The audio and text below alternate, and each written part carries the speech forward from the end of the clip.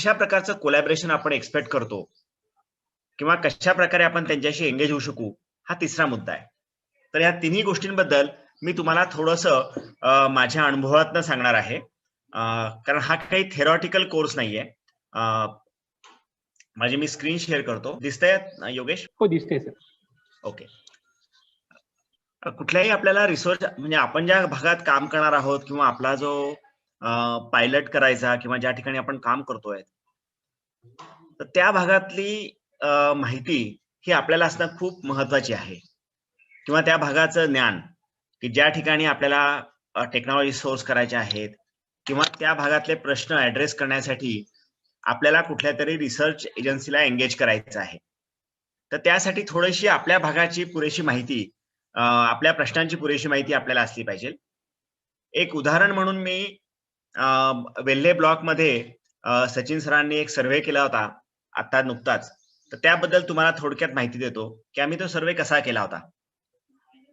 वेल्हे हा पुण्याजवळचा ब्लॉक आहे आणि त्यामधला काही 18 गाव मावळ म्हणतात, तर त्या भागामधल्या उपजीविकेचा सर्वे आम्ही हा एखादा 1-2 महिन्यापूर्वी आम्ही केला होता. साधारणपणे 1-2-3 दिवस वेगवेगळ्या माध्यमातून तिथे जाऊन भेटून काही लोकांशी बोलून अशा प्रकारे आम्ही हा सर्वे केला होता. मग त्यात काय काय गोष्टी घेतल्या होत्या. नकाशा, बाबा कुठला भाग आहे, हा जो 18 भाग मावळ म्हणतात तो कुठला भाग आहे. आणि तुम्हाला 2 गोष्टी दिसतील, काय एक पिवळा पट्टा आहे, काही हिरवा पट्टा आहे. मग कुठल्या भागामध्ये दूध जास्त होतं, कुठल्या भागामध्ये भाजीपाला होतोय, कुठला भाग पुण्याला जास्त ऍक्सेसेबल आहे, कुठला भाग पुण्याला ऍक्सेसेबल नाहीये. हा अशा प्रकारचा साधारणपणे 23 ते 25 गावांचा सर्वे हा वेल्हे आणि भोर भागामधला आम्ही तो केला होता. आणि मग तिथल्या लोकांशी बोलून, फार दिवस नव्हते, 2-3 दिवसच आम्ही हे सगळे त्यामध्ये इन्व्हेस्ट केले होते. आणि मग लोकांशी बोलून, तिथली एक स्थानिक संस्था आहे पाऊलवाट म्हणून, त्यांच्याशी बोलून की काय काय प्रश्न आहेत. म्हणजे हा एक्सरसाइज आम्ही स्वतः केला होता. आपल्या विद्यार्थ्यांबरोबर पण आपल्याला त्यांच्या कुठल्या तरी असाइनमेंट मध्ये किंवा कार्यानुभवामध्ये किंवा आपण जे NSS ऍक्टिव्हिटी असते अशामधनं सुद्धा आपल्याला हा सगळा सर्वे करता येईल. की आम्हाला लक्षात आलं होतं की त्या ठिकाणी दुधाला मार्केट नाहीये, ऍनिमल हजबंड्रीची सपोर्ट सर्व्हिस कमी आहे, पावसाळा संपल्यानंतर पाण्याचा प्रश्न आहे, पिण्याच्या पाण्याचा प्रश्न आहे, चांगलं न्यूट्रिशियस फॉडर शॉर्टेज मध्ये आहे, शेतीची जमीन कमी आहे, शेती योग्य जमीन कमी आहे, किंवा उपजीविकेच्या संधी कमी आहेत. आणि साधारणपणे युवकांचं मायग्रेशन होत आहे आणि गावामध्ये 55 पेक्षा जास्तच वयाची लोक या गावामध्ये आहेत. तर असा साधारणपणे आम्हाला तो सर्वे मिळाला होता. आणि मग काय काय ऑपॉर्च्युनिटी असतील तर त्या भागामध्ये, तर बांबू किंवा इंद्रायणीचा जो भात आहे तशा प्रकारची संधी असू शकेल. ऍनिमल हजबंड्री मध्ये गायी किंवा म्हशी, डेअरी उद्योगामध्ये संधी आहेत. बांबूचं उत्पादन करण्यासाठी हा भाग खूप चांगला आहे, हिली एरिया आहे, तिथे नाचणीचं प्रोडक्शन चांगलं होऊ शकतं, नागली किंवा नाचणी. आणि एखाद्या वेळेस देशी गायी कोंबड्यांचं उत्पादन पण त्या भागात होऊ शकेल. तर अशा प्रकारच्या एक ऑपॉर्च्युनिटीचा सर्वे आम्ही त्या भागात केला होता. आणि मग साधारणपणे त्या भागाचा प्रश्न कुठला, म्हणजे जो भाग आम्ही काम करायला, वेल्हे हा विज्ञान आश्रमाने आपण अडॉप्ट केलेला भाग आहे. म्हणजे आम्ही म्हणतो की आम्हाला एखादा प्रश्न असलेला भाग आमच्या अभ्यासासाठी आम्ही कायम निवडतो. की जसं आम्ही आता आहे पाबळमध्ये, म्हणजे शिरूर तालुका हा आमचाच तालुका आहे. तर मग काही वर्षापूर्वी आम्ही भीमाशंकर आणि हा भाग पण आम्ही आमच्या अभ्यासाला घेतला होता. तसा आम्ही आता काही वेल्ह्याचा भाग पण आम्ही आता अभ्यासाला घेतलाय, की त्या भागातले प्रश्न समजून घेणं, त्या ठिकाणी कुठल्या संधी आहेत, कुठल्या टेक्नॉलॉजी लागतील, हा अभ्यास करणं, यासाठी आम्ही असं केलं. तुम्हाला पण तुमचा जो काही अभ्यासाचा एरिया आहे तो ठरवून आपल्याला फोकस करता येईल, की तुमचे विद्यार्थी ज्या भागातून आलेले आहेत त्या भागातला डोळ्यासमोर ठेवून आपल्याला अशा प्रकारचे प्रश्न आणि काय काय उत्तर असतील प्रॉबेबल, असं आपल्याला काहीतरी एक सर्वे करता येतो. हा बऱ्याच गोष्टी आपल्याला माहित असतात अनुभवामधनं, पण जेव्हा आपण असा सिस्टमॅटिक अप्रोचने जातो त्यावेळेस आपल्याला काही गोष्टी नव्याने कळतात किंवा काही गोष्टींची आपल्याला कनेक्शन्स लावता येतात की कलेक्शन सिस्टीम नाहीये दुधाची, मग काय करता येईल? मग एकतर आम्हाला प्रक्रिया उद्योग तिथे करता येईल दुधावर किंवा आम्हाला त्याची दूध पुण्यापर्यंत पोहोचवण्याची म्हणजे मग चिलिंग सेंटर असेल, दूध वाहून न्यायची व्यवस्था असेल, अशा प्रकारे आम्हाला काही करता येईल. प्रत्येक गोष्टीमध्ये म्हणजे गोट फार्म नाहीये, मग आम्हाला ट्रेनिंग देता येईल का गोटचं किंवा कोणाशी कोलॅबरेट करता येईल का? आम्हाला इलेक्ट्रिसिटी चांगली नाहीये, मग आम्हाला काही सौर ऊर्जा तिथे आणता येईल का? तर अशा प्रकारे आपण प्रश्न शोधले. मी सगळ्या डिटेलमध्ये जात नाही, पण प्रश्न शोधायचे आणि साधारणपणे उत्तर काय असतील अशा प्रकारची माहिती ही आपल्याला आधी थोडीशी करून घ्यायला लागते. आपण कुठल्या रिसर्च एजन्सीकडे आपल्याला जायचं आहे समजून घेण्यासाठी. आणि मग साधारणपणे आपल्या डोळ्यासमोर यायला लागतं की अरे अॅनिमल हजबंडरीमध्ये वाढवायचंय का? मग आम्हाला हायड्रोपोनिक्सचा विचार करायला लागेल. आम्हाला चारा तिथे न्यूट्रिशियस खाद्य कायम मिळत नाही का? मग आम्हाला सायलेज, मुरघास अशा प्रकारच्या काही व्यवस्था बघायला लागतील किंवा आझोला फीड म्हणून वापरता येईल का? त्यासाठी कुठल्या टेक्नॉलॉजी लागतील? त्याच्यामध्ये कोणी काम केलंय ते आपल्याला शोधता येईल. इलेक्ट्रिसिटी नाहीये, दुधाला डिस्ट्रीब्युशन सेंटर नाहीये, मग मिल्किंग मशीन पासून चिलिंग मशीन, खवा मशीन वेगवेगळ्या प्रकारच्या टेक्नॉलॉजीज आपल्याला त्याचा विचार करता येईल. तर पहिल्यांदा आपल्याला आपण जो काही भाग निवडतोय त्याच्यातले प्रश्न आपल्याला माहिती आहेत का? मला असं वाटतं की कुठल्याही रिसर्च एजन्सीकडे जायच्या अगोदर ही आपल्याला पहिली स्टेप आपल्याकडे घ्यायला लागते. म्हणजे आता आम्ही बघा आणि हा डेटा सहजपणे उपलब्ध असतो. प्रत्येक ग्रामपंचायत कार्यालयात असतो, पशुवैद्यकीय अधिकाऱ्यांकडे उपलब्ध असतो की त्या साधारणपणे गावामध्ये किती अॅनिमल आहेत, किती गायी आहेत, किती म्हशी आहेत, किती शेळ्या आहेत, दूध देणाऱ्या किती आहेत. अंदाजे हा डेटा आपल्याला सहजपणे मिळू शकतो. फक्त आपल्याला तो एकत्रित करायला लागतो आणि मग त्याच्यातनं आपल्याला त्याची जाण चांगली होते. आता बघाल की आम्ही हा जो काही सेकंडरी डेटा आहे त्यातनं आम्हाला थोडंसं जास्त कळतं की अरे आमच्या भागातली आता हा पर्टिक्युलर मी तुम्हाला पासली किंवा 18 गाव मावळ हा जो भाग आहे त्याचा डेटा तुम्हाला मी दाखवत आहे. लिटरसी लेवल किती आहे आम्हाला शोधता येते. सेल्फ हेल्प ग्रुप किती आहेत, त्यांचं मंथली सेव्हिंग किती आहे, ऍव्हरेज हाऊस होल्ड इन्कम किती आहे. आता हा सगळा डेटा हा कुठे ना कुठेतरी आपण जेव्हा उद्योजकतेचे मुलांना शिकवणं देऊ किंवा आपण संधी शोधू किंवा आपण रिसर्च एजन्सीशी बोलू तेव्हा आपल्याला हा डेटा हा लागतो. कारण याच्या आधारे आपल्याला डिसिजन घेता येतात किंवा फंडिंग एजन्सी सुद्धा आपल्याकडे तशा प्रकारे डिसिजन घेते. किती लोकांचं मायग्रेशन होत आहे, किती काळासाठी मायग्रेशन होत आहे. म्हणजे आता मी जसं म्हटलं की ह्या भागातून साधारणपणे 3 ते 6 महिने हा साधारणपणे मायग्रेशनचा पिरियड असतो आणि सगळी शक्यतो लोक साधारणपणे हॉटेलमध्ये काम करायला जातात आणि जून पासून डिसेंबर पर्यंत साधारणपणे भात लावायचा सीझन असतो आणि त्या भाताच्या सीझनसाठी ते इथे असतात.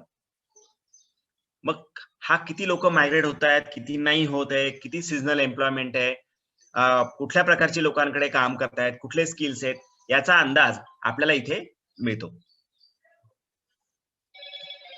वेगवेगळे डेटा इन्कम फ्रॉम मायग्रेशन किती आहे, सेव्हिंग किती होतो मायग्रेशनला गेल्यानंतर. आपण जेव्हा पर्यायी त्यांना उद्योग देणार आहोत किंवा आपल्या त्या भागामध्ये आपण व्यवसाय वृद्धीसाठी प्रयत्न करणार आहोत तेव्हा हा डेटा आपल्याला खूप महत्वाचा आहे की त्यांना जर स्थानिक पातळीवर चांगल्या प्रकारचं उपजीविका आपल्याला निर्माण करायची असेल तर मग आपल्याला मायग्रेशन पेक्षा हे कसं अट्रॅक्टिव्ह आहे, नोकरी करण्यापेक्षा हा व्यवसाय करणं कसं अट्रॅक्टिव्ह आहे हे आपल्याला त्यांना पटवून द्यायला लागेल आणि मग त्यासाठी हा आपल्याला डेटा द्यायला लागतो. म्हणजे त्यांनी असं म्हटलंय की आता average saving of this families is 7,000 rupees by working 3 to 6 months. म्हणजे साधारणपणे 2,000 रुपये महिना हा एवढा त्यांचं सेव्हिंग आहे फक्त त्यांनी मायग्रेट केल्यानंतर की साधारणपणे 7,000 रुपये एका व्यक्तीला सेव्हिंग होतात जर तो मायग्रेट 6 महिन्यासाठी गेला तर. म्हणजे आम्ही 1,000 रुपये आमच्याकडे जर असं काहीतरी टेक्नॉलॉजी मिळाली की त्या व्यक्तीचं उत्पन्न किंवा खर्च हा 1,000 रुपयांनी कमी होऊ शकला किंवा 1,000 रुपयांनी उत्पन्न वाढलं तर त्याला मायग्रेशन करायची गरज पडणार नाही, त्याचं उत्पादन वाढू शकेल, त्याचं इन्कम वाढू शकेल. तर अशा प्रकारे आपल्याला हा डेटा मदत करतो इन्साइट घेण्यासाठी. लोकांकडे काय रिसोर्सेस अवेलेबल आहेत. म्हणजे रॉकेल बत्ती 36% लोक वापरतायत, सायकल किती लोक वापरतायत, टीव्ही किती लोक वापरतायत आणि हा डेटा सगळा मी म्हटलं असं की ग्रामपंचायतीपासून बऱ्याच ठिकाणी हा उपलब्ध असतो.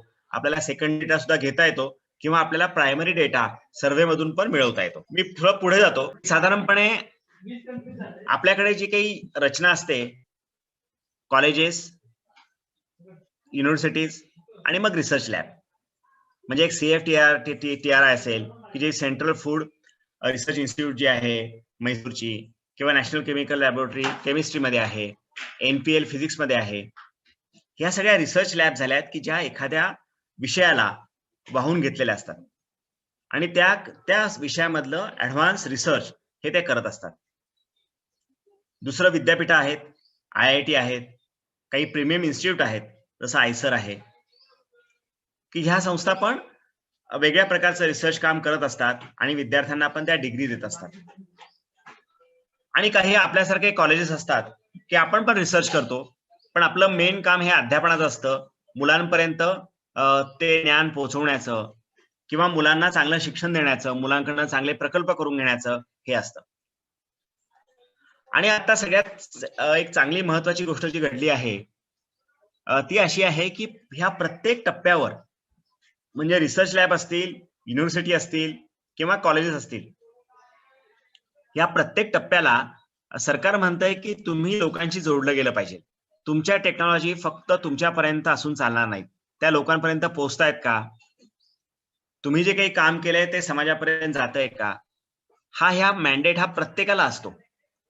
त्यामुळे NCL असू देत किंवा CFTRI असू देत, ह्या प्रत्येकाला, किंवा ऍग्रिकल्चर युनिव्हर्सिटी असू देत किंवा IIT असू देत, ह्या सगळ्यांना आपण केलेलं काम, आपण केलेलं संशोधन हे लोकांपर्यंत पोहोचवणं हा त्यांच्या मूल्यमापनाचा एक मोठा भाग असतो. आणि त्याचाच फायदा आपल्याला करून घेता येईल. आपल्याला त्यांच्या ही विन विन सिच्युएशन आपल्या कोलॅबोरेशन मध्ये होऊ शकेल, की आपल्याला जे प्रश्न माहिती आहेत, की आपण जे प्रश्न आपल्या भागातले माहिती आहेत, ते प्रश्न ह्या रिसर्च लॅबशी आपल्याला जोडता येतील. त्याचा फायदा या रिसर्च लॅबला असा होईल की त्यांना चांगले प्रश्न ग्रासरूट लेवलचे हे त्यांना मिळतील, आणि आपल्याला ग्रासरूटला फायदा असा होईल की ह्या लोकांनी केलेलं जे ऍडव्हान्स टेक्नॉलॉजी आहेत किंवा संशोधन आहे त्याचा फायदा आपल्याला मिळेल. याच्यामध्ये आपल्या विद्यार्थ्यांना असा फायदा होईल की त्यांना चांगलं कनेक्टेड, की जे समाजाशी कनेक्टेड असलेलं शिक्षण आहे ते मिळू शकेल.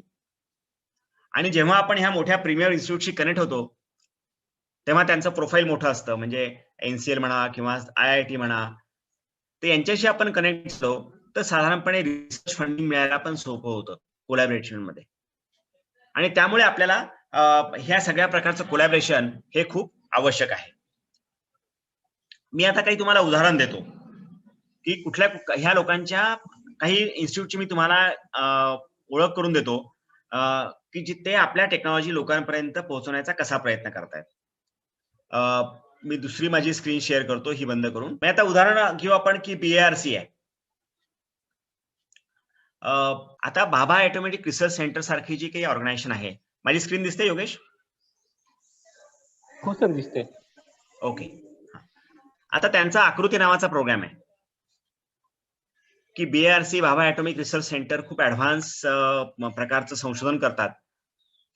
आणि मग त्यांनी त्यांच्या वेबसाईटवर तुम्ही बघितलं तर त्यांनी त्यांच्या टेक्नॉलॉजी या इथे लिस्ट आउट केलेल्या आहेत, आणि ज्यामध्ये बऱ्याच टेक्नॉलॉजी आहेत. म्हणजे आता तुम्ही जर टेक्नॉलॉजीमध्ये मी आता या टेक्नॉलॉजीवर क्लिक केलं तर तुम्हाला बायोगॅस प्लांट दिसेल की त्यांचा निसर्ग ऋण हा बायोगॅस प्लांट आहे, किंवा त्यांचं रॅपिड कंपोस्टिंग आहे. आता विज्ञान आश्रम जे काही कंपोस्टिंग टेक्नॉलॉजी वापरते त्याचं कल्चर आम्ही यांच्याकडनं घेतलंय, ते कल्चर आम्ही तयार केलं नाहीये. मग ती टेक्नॉलॉजी आम्ही यांनी केलेली आहे ती आपल्याला त्यांच्याकडनं घेता येते. दुसरी गोष्ट, आता वॉटर फिल्टर आहे. बऱ्याच जे वॉटर फिल्टर अवेलेबल आहे त्याची मेम्ब्रेन टेक्नॉलॉजी तयार केलेली आहे BARCनी. आणि अगदी आपण केंट वगैरे असे जे काही नावं वाचतो बाजारामध्ये, मोठे ब्रँड आहेत, त्यांनी पण BARC कडनं ही टेक्नॉलॉजी घेतलेली असते आणि त्यांनी कमर्शियलाइज केलेली असते. ते ती टेक्नॉलॉजी विकतात किंवा लोकांपर्यंत प्रॉडक्ट आणून देतात. अशा प्रकारची टेक्नॉलॉजी पण आपल्याला यांच्याकडनं घेता येते की जिचा आपल्याला फायदा होऊ शकतो आणि आपल्या विद्यार्थ्यांना पण ती टेक्नॉलॉजी कमर्शियलाइज करायला देता येते. मी आता हा BARCचा फिल्टर जर घेतला तर आम्ही ती टेक्नॉलॉजी घेतल्यानंतर आम्ही विचार केला की अरे आपण आश्रमामध्ये आपण हे फिल्टर बनवूयात, कारण फिल्टर बनवणं हे तसं बघायला गेलं यांचं जर प्रोसेस वापरली तर खूप फार अवघड नाहीये, सहज बनवता येईल. पण त्यात अडचण अशी होती की आम्हाला असं होतं की किमान आम्ही जर 5,000 10,000 असे जर फिल्टर आम्ही विकले तरच ते आम्हाला प्रॉफिटेबल होत होतं. त्यासाठी जे आम्हाला रॉ मटेरियल आणायला लागणार होतं त्यासाठी. आणि मग ते आम्हाला जमलं नाही. पण जर एखादा उद्योजक असता आमच्या बरोबर, तेव्हा आमच्या विद्यार्थ्यांपैकी कोणी हा व्यवसाय म्हणून करायला तयार नव्हतं आणि म्हणून आम्ही ते पुढे जाऊ शकलो नाही. पण असा एखादा उद्योजक असता तर अगदी कमी स्वस्तामधले वॉटर फिल्टर तयार करून विकणं, हा बिझनेस करणं अगदी सहज शक्य आहे.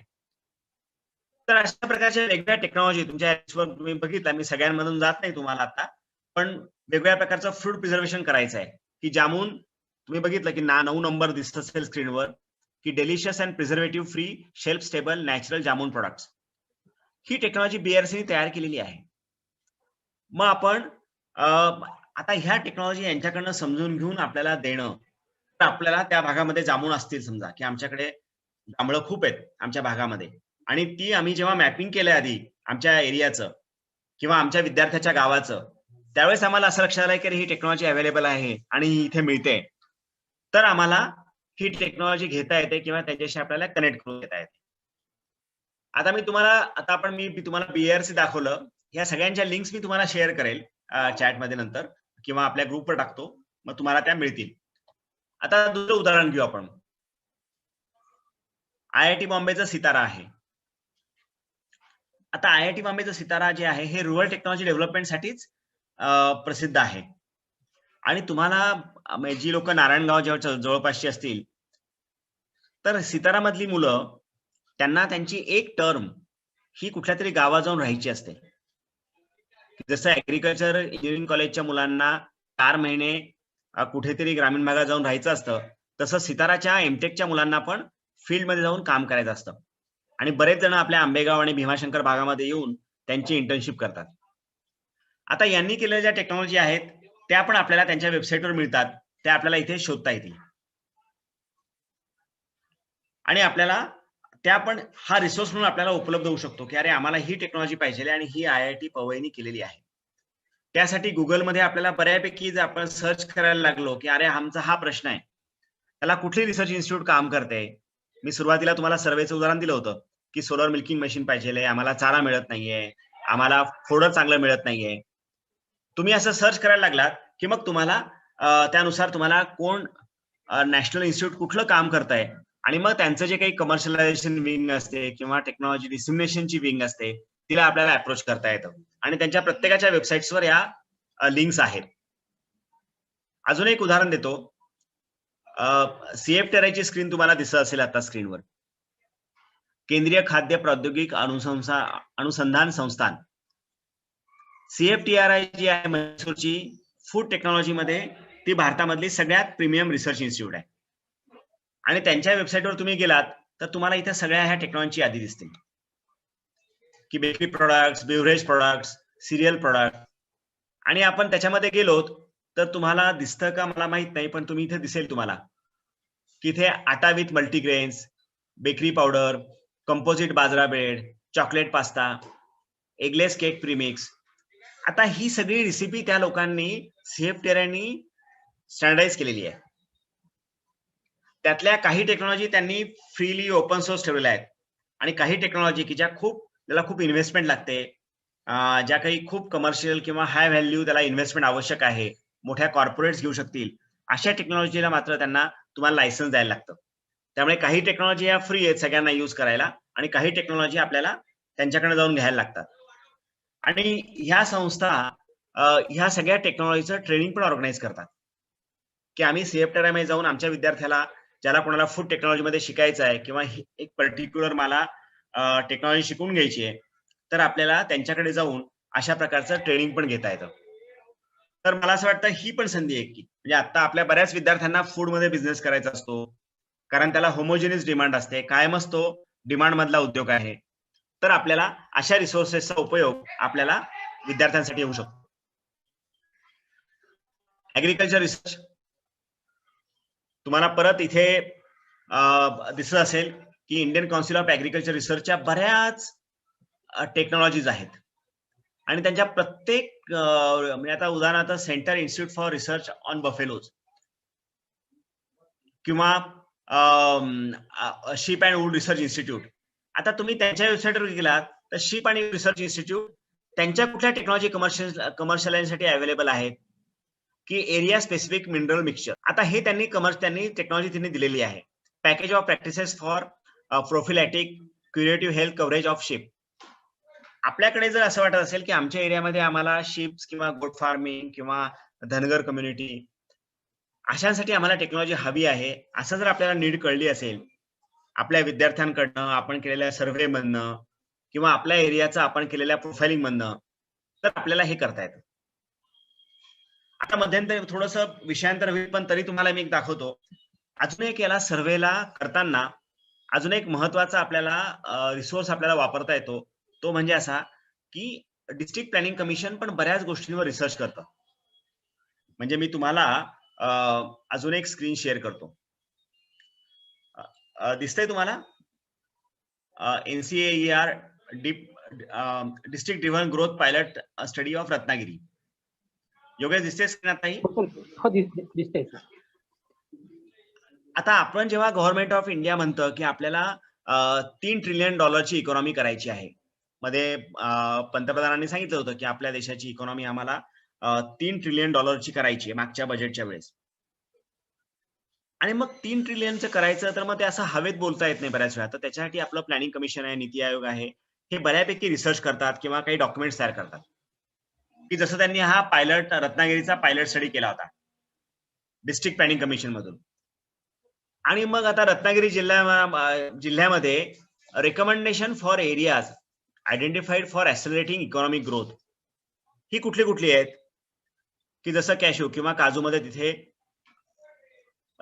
जास्त स्कोप आहे, आंब्यामध्ये स्कोप आहे, आणि मग कुठल्या प्रकारचा स्कोप आहे म्हणजे इन्क्लुडिंग त्यांना GI टॅग मिळाला पाहिजे इथपासून.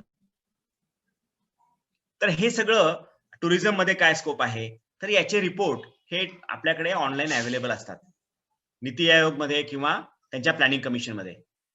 तर त्याचा आपल्याला नक्की आपल्या स्टडीमध्ये किंवा आपण जो अभ्यास करतोय आता तर त्या अभ्यासामध्ये आपल्याला त्याचा उपयोग. काही गोष्टी असतात की ज्या गोष्टी आपले विद्यार्थी जे आहेत हे प्रोजेक्ट्स म्हणून घेतात. म्हणजे इंजिनिअरिंग कॉलेजच्या मुलांना प्रोजेक्ट्स आपल्याला द्यायला लागतात बऱ्याच वेळा, आणि ते प्रोजेक्ट देताना आपण बऱ्याच वेळा जर आपल्याला नीड माहिती असेल, आपल्या एरियामधली नीड काय आहे, जो सर्व्हे मी तुम्हाला आधी वेल्ल्याचा दाखवला आम्ही कसा केला 18 गाव मावळचा, तसं तुम्ही जर बघायला गेलं तर तुम्ही आता समजा मी आता एखादं वर्ष निवडतो इथे 2019 मी बघतो की आता ही फॅब अकॅडमीची साईट आहे. आता ह्या साईटवर त्यांनी त्यांच्या माजी विद्यार्थ्यांचे प्रोजेक्ट ठेवलेले असतात किंवा ते डॉक्युमेंट केलेले असतात. आता याच्यावरनं आपल्याला मी एखादा दुसऱ्या देशामधला प्रोजेक्ट निवडतो, आता मी हा बार्सिलोना मधला एखादा प्रोजेक्ट निवडतो मी तुम्हाला कोणी घेतलाय. आता हे जे काही गोष्टी आहेत ना याला सगळ्यांना ओपन सोर्स रिसोर्सेस म्हणतात.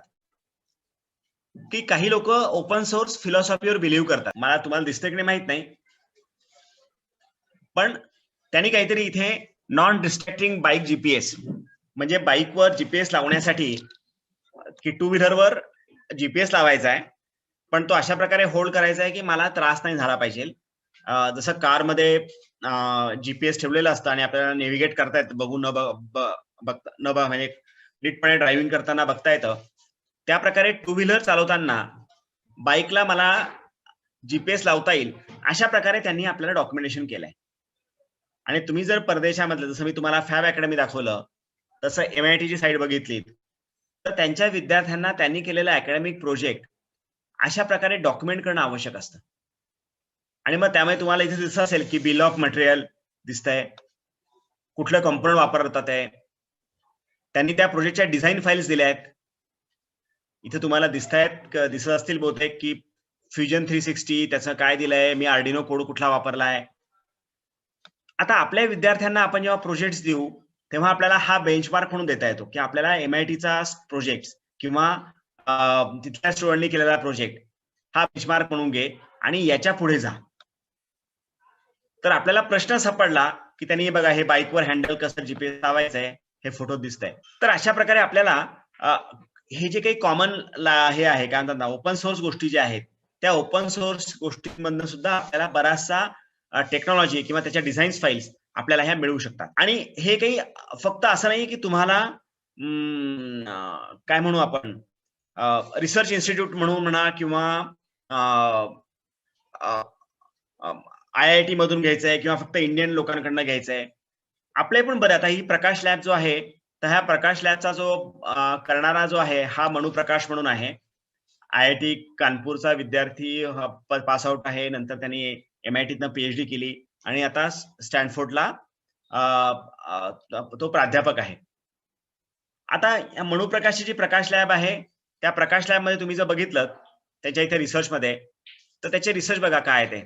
Frugal science and global health, organism biophysics. आता हे जे काही आहे, फ्रुगल सायन्स तो प्रमोट करतोय, तो लो कॉस्ट लॅब प्रमोट करतोय. आता ह्या ज्या काही गोष्टी आहेत, ह्या गोष्टी आपल्या सगळ्यांना उपयोगाच्या आहेत.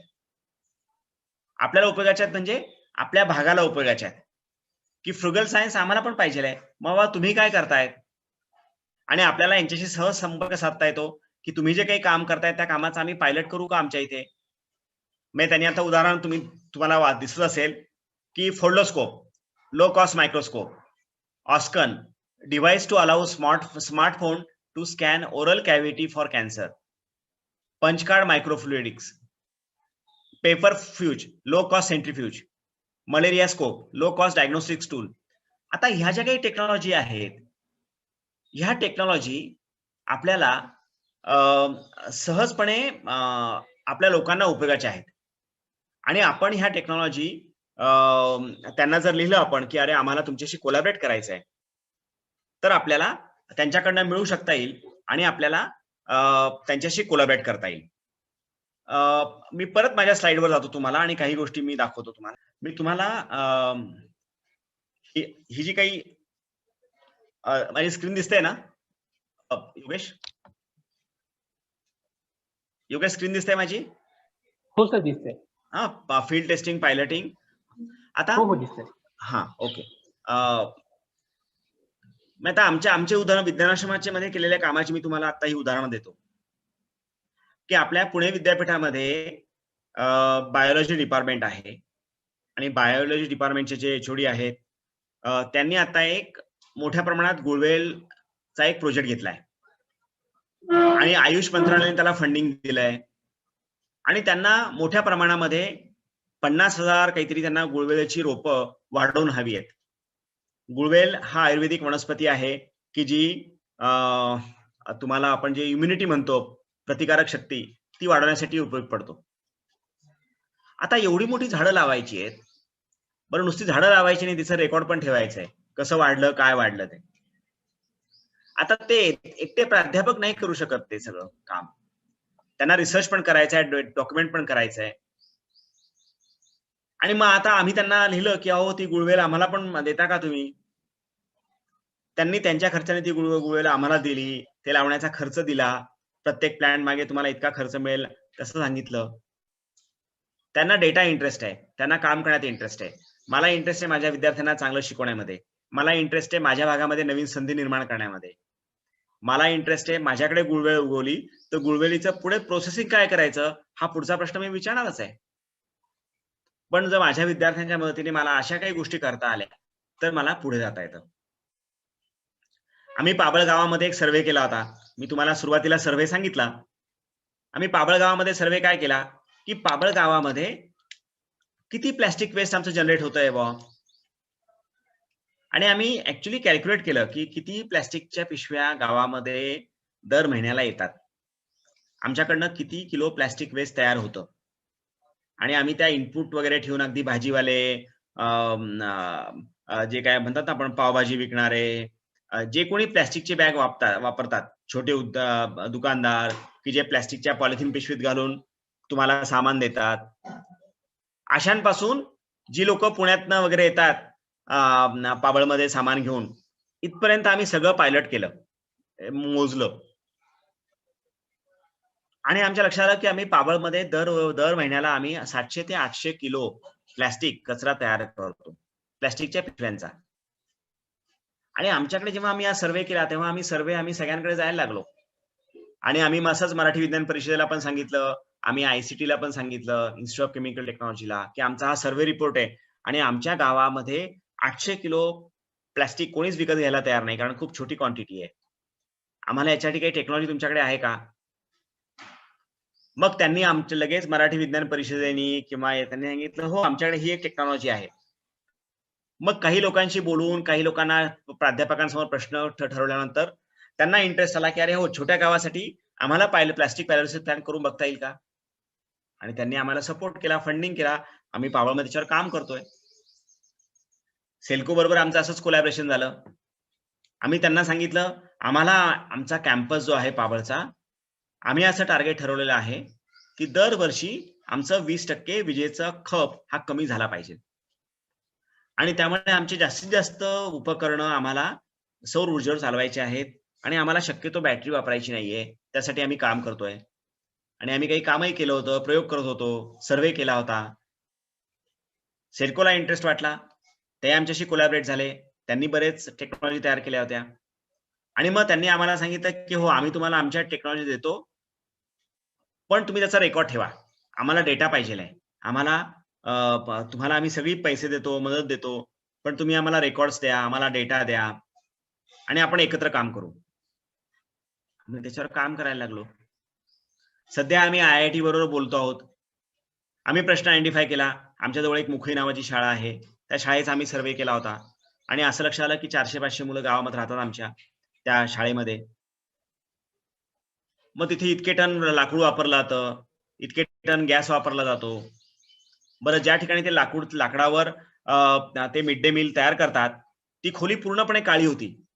याचा अर्थ असा, की तिथे ते जे काही खूप मोठ्या प्रमाणात धूर तयार होतोय, ती खोली काळी झालेली आहे. याचा अर्थ तिथल्या काम करणाऱ्या कर्मचाऱ्यांना त्रास होत असणार. आम्ही हा प्रश्न सर्व्हेमध्ये लिहिला, त्यांना दिला आणि त्याच्यावर आता आम्ही गॅसिफायरचं तिथे एक टेक्नॉलॉजी जी IITने तयार केली आहे, ती आम्हाला मिळते. मराठीमध्ये आमच्याकडे मुली होत्या पाबळमधल्या, की ज्यांना संगणक येत होता. आम्ही त्यांना संगणकाचं शिक्षण दिलं होतं. आता त्या संगणकाचं ज्ञान त्यांना मराठी येते आणि संगणकाचं ज्ञान आहे, त्या काय काम करू शकतील असं आम्ही 10 लोकांना विचारायला लागलो, की आमच्याकडे हा रिसोर्स आहे. आमच्याकडे मुली आहेत ज्यांना मराठी चांगलं येतं, त्यांना संगणक पण वापरता येतो. काय काम देता येईल? त्यातून पाबळमध्ये आम्हाला विकीचं काम मिळालं. तर मला असं वाटतंय, की आपल्याकडे काय आहे हे नक्की झालं आणि आपल्याला काय हवंय हे नक्की झालं.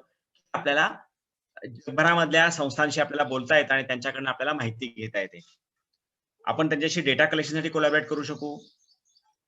आपल्या विद्यार्थ्यांना त्यांच्या विद्यार्थ्यांना आपल्याकडे इंटर्न म्हणून घेता येतं. म्हणजे जे मॅनेजमेंटच्या इन्स्टिट्यूट्स आहेत, म्हणजे मी तुम्हाला दाखवतो एक रिपोर्ट आता. स्क्रीनवर रिपोर्ट दिसतोय का? DOCC project report. Yogesh, hello, नाही दिसत. हा रिपोर्ट दिसतोय का नाही? नाही दिसतंय. प्लेसमेंट ऍज इंटर्न दिसतंय. नाही सर, ओपन व्हायचंय. ही स्क्रीन स्टॉप करून नवीन परत स्क्रीन शेअर करायला हवी सर. ओके, ठीक आहे, परत करतो मग तसं.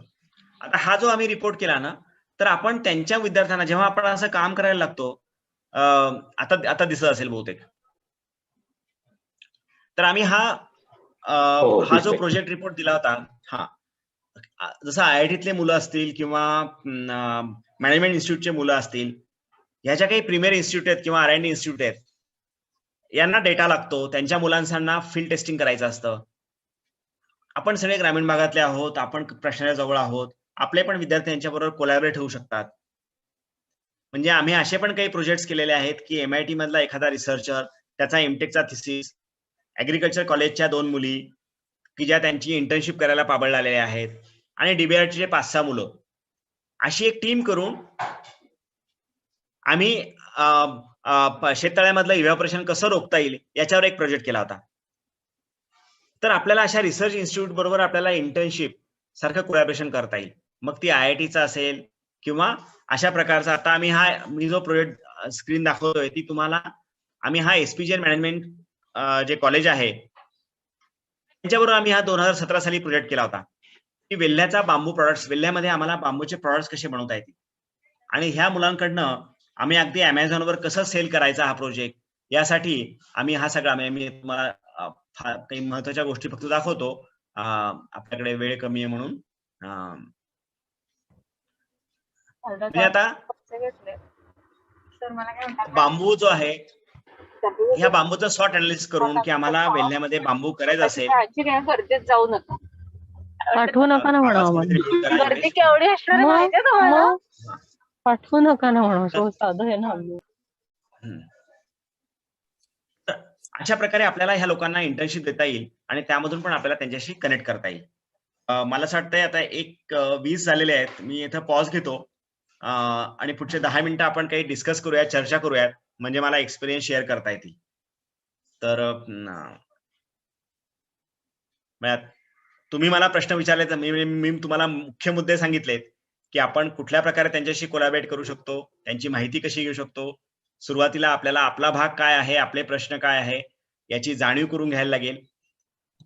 आपल्याकडे प्रश्न आपल्याला माहिती आहेत, आपल्याला हॅलो हॅलो तर ती आपली स्ट्रेंथ होते आणि आपण हॅलो. पुढे हा बोला हॅलो सर, मॅडम. ऑडिबल आहे सर? मला हे विचारायचं होतं, तुम्ही खूपच छान इन्फॉर्मेशन दिली सर. म्हणजे ज्या गोष्टी माहिती नव्हत्या आतापर्यंत, सिताराचं माहित होतं, बाकीचं नव्हते माहिती की बार्क पण ऍग्रिकल्चर मध्ये आहे. तर सर मला असं विचारायचं होतं की मग हे ज्या ऑर्गनायझेशन्स आहेत आणि हे स्वतःचे इक्विपमेंट्स वगैरे देतात मार्केटमध्ये, तर मग हे कमी रेटमध्ये असतात का की ऍज कम्पेअर टू जे कमर्शियल प्रोडक्ट्स आहेत त्याच्यापेक्षा? नाही, काय ह्या टेक्नॉलॉजी डेव्हलप करणाऱ्या ऑर्गनायझेशन्स आहेत, त्या टेक्नॉलॉजी डेव्हलप करतात आणि त्या कमर्शियलाइज करण्यासाठी त्या कोणाला तरी दुसऱ्याला देतात. ते मग दुसऱ्या उद्योजकांना देतात, कॉर्पोरेट्सला देतात आणि मग त्याची ते लायसन्स फी घेतात. आता यामध्ये पण लायसन्स फी मध्ये त्यांचं ठरलेलं आहे की समजा आता एखाद्या कॉर्पोरेटला जर लायसन्स हवं असेल तर त्याला ते त्यांचा रेट वेगळा असणार आहे, तुम्ही कुठल्या स्केलला करताय. पण आता एखादा सेल्फ हेल्प ग्रुप म्हणतोय की आम्हाला ना जाम बनवायचा आहे, आता CFTRI सारखी संस्था त्यांच्याकडनं पैसे घेत नाही, फार तर फार ट्रेनिंगची कॉस्ट घेईल किंवा त्यांनी त्यांचा SOP तयार केलेत, ते डाउनलोडेबल PDF आहेत की त्या तुम्ही घ्या आणि वापरा.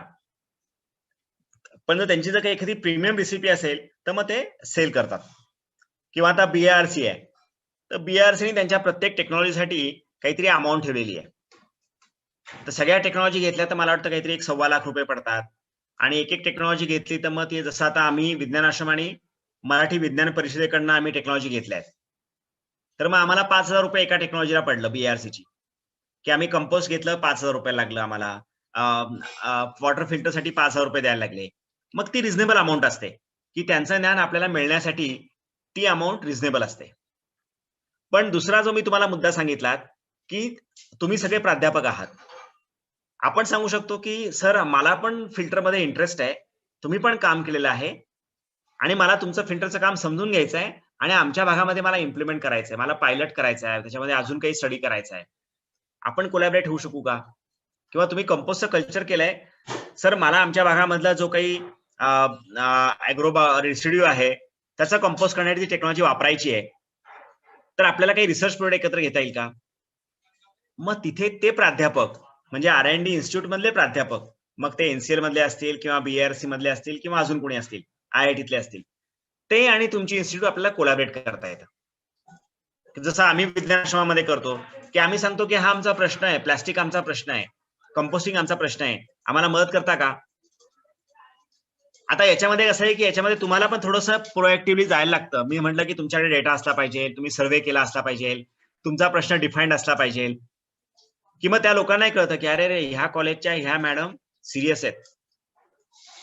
त्यांनाही कळतं की अरे त्यांच्या प्रोजेक्टला त्यांनाही त्यांचं पण मॅन्डेट आहे ना की त्यांची टेक्नॉलॉजी लोकांपर्यंत जावं, हे गव्हर्नमेंटने त्यांना पण सांगितलेलं आहे. त्यामुळे त्यांच्या ज्या काही इव्हॅल्युएशन मध्ये किंवा त्यांचं जे काही मूल्यमापन होतं त्यांच्या प्रमोशनसाठी, त्यांच्या करिअर प्रोग्रेशनसाठी, त्यांनाही ते आवश्यक आहे. So it will become a mutually win win situation.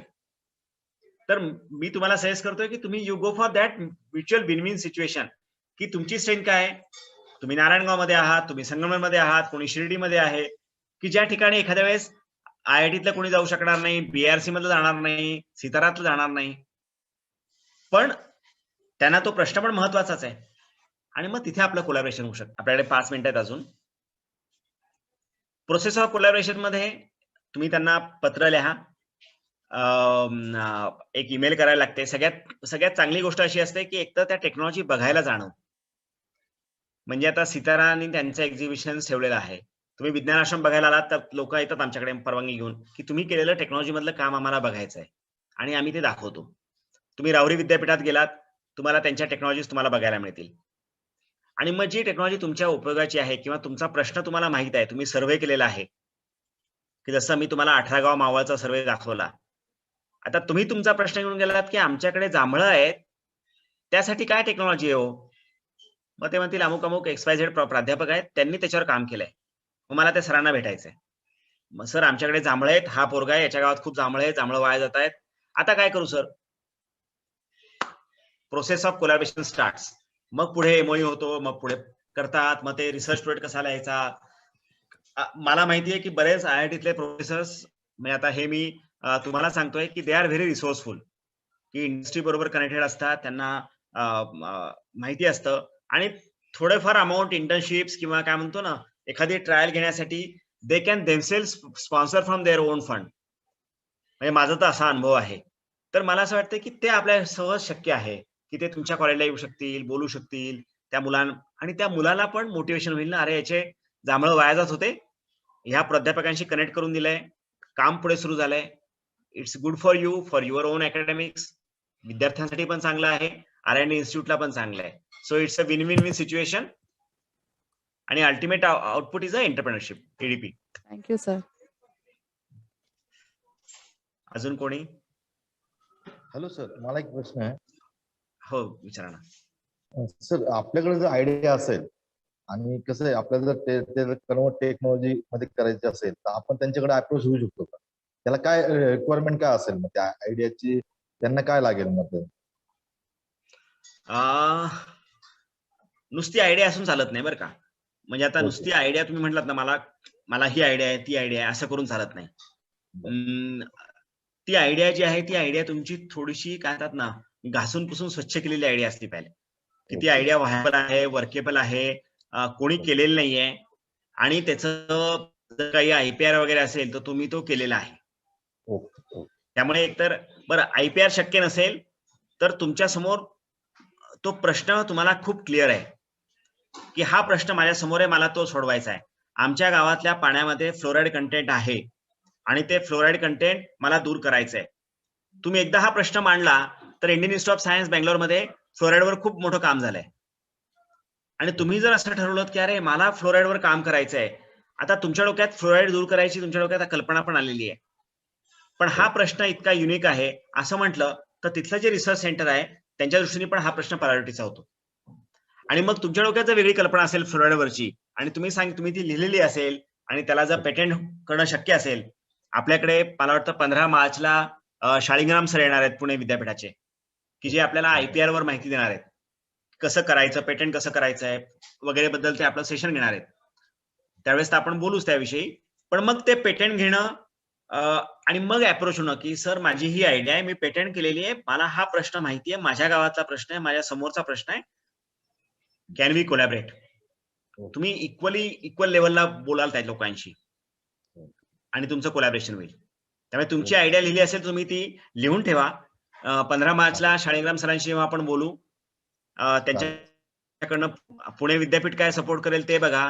Patentable असेल तर पेटेंट करून टाका, डिझाईन पेटेंट हवं असेल तर डिझाईन पेटेंट घेऊ आपण, फार त्याला खर्च येत नाही. वन्स दॅट इज डन मग तुम्ही फंडिंग एजन्सीला, वेगवेगळ्या R&D इन्स्टिट्यूट्सला फंडिंगसाठी अप्रोच करायला मोकळे होऊ शकाल. हो, तुम्हाला सगळ्या स्लाइड्स आणि सगळ्या लिंक मिळतील. मी यांना सांगतो ऑर्गनायझर्सला, योगेश सरांना, की ते तुम्हाला आपल्या ग्रुपवर आणि याला शेअर करतो. वेंकटेश सर, मी बरोबर ऑन डॉट आहे? Yes I know sir. तुम्ही सुरुवातीलाच बोललात की 3 उशिरा जरी सुरू केलं तर 1:30ला संपणार, म्हणजे 1:30ला संपणार. Good morning.